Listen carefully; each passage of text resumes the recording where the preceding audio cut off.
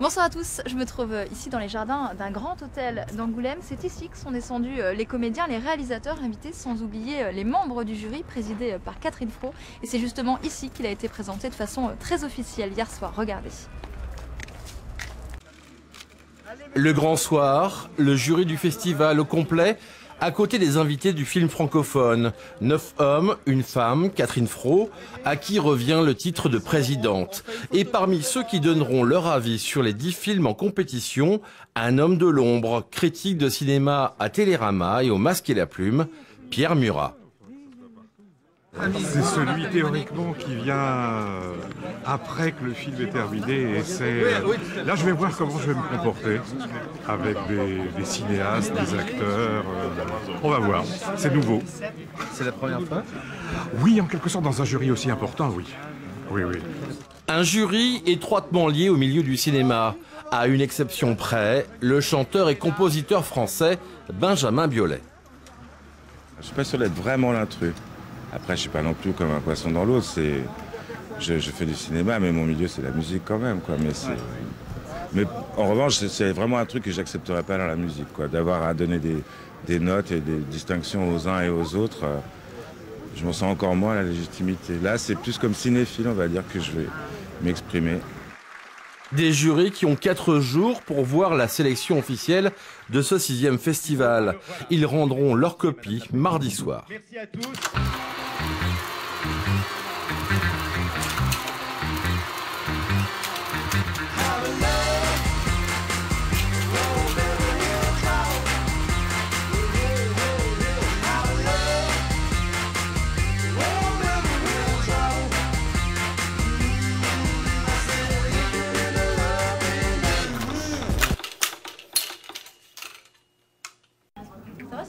Ça va, Le rire contre le stress, c'est un peu la technique d'Audrey Tautou et Romain Duris avant d'affronter le public. Vous êtes dans quel état d'esprit là, avant-première?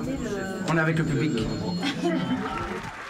Entrée dans la fosse pour les acteurs. L'enjeu est de taille pour cette avant-première mondiale de casse-tête chinois.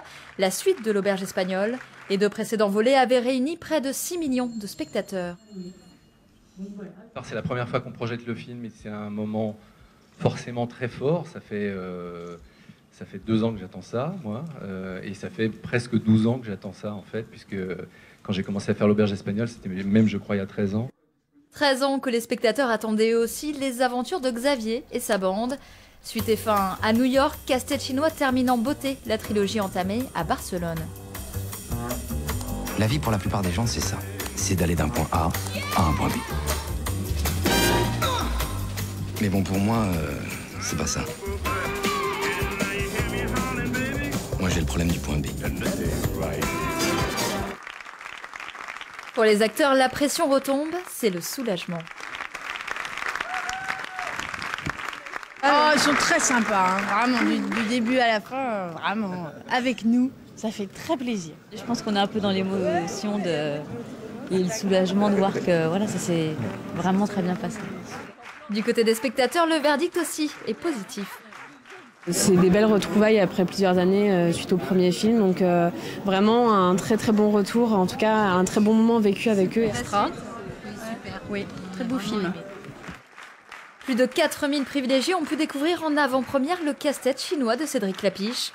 Prochaine étape pour l'équipe, le 4 décembre pour la sortie en salle. Tu crois qu'il peut nous faire la vidéo? Je pense pas, mais c'est pas avec lui.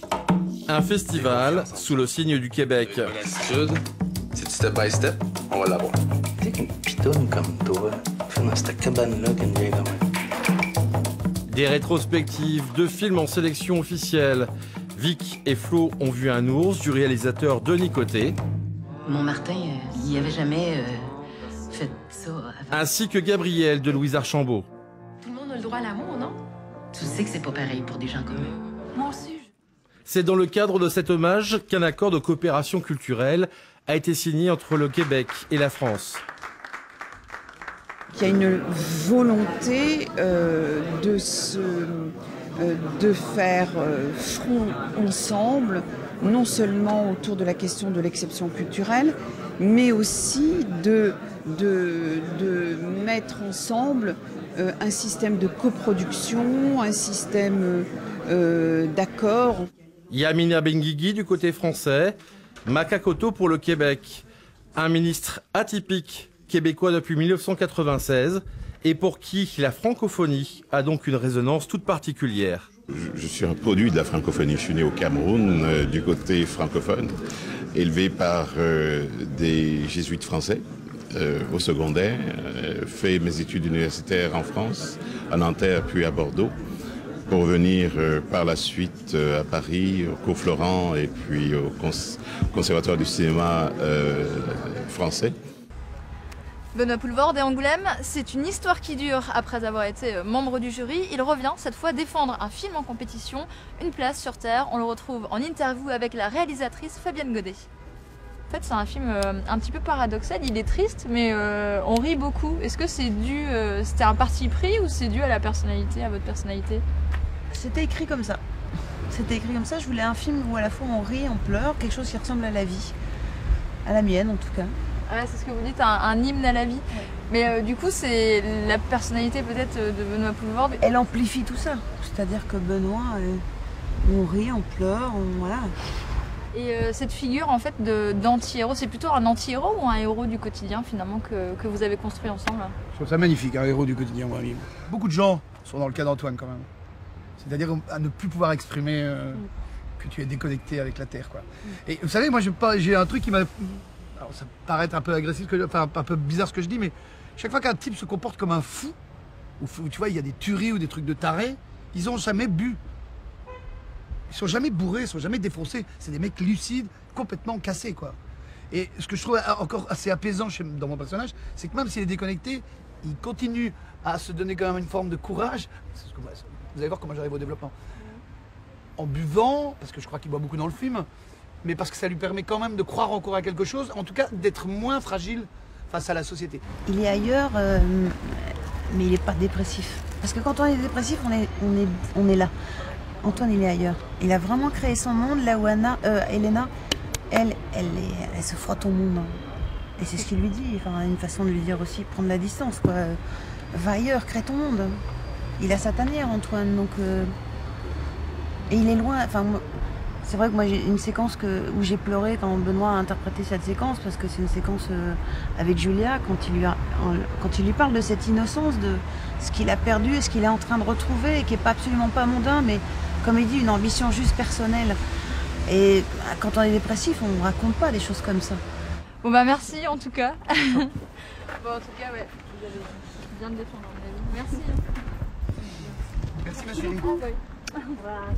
Ah bah oui, bonne idée, donne-nous une baisse.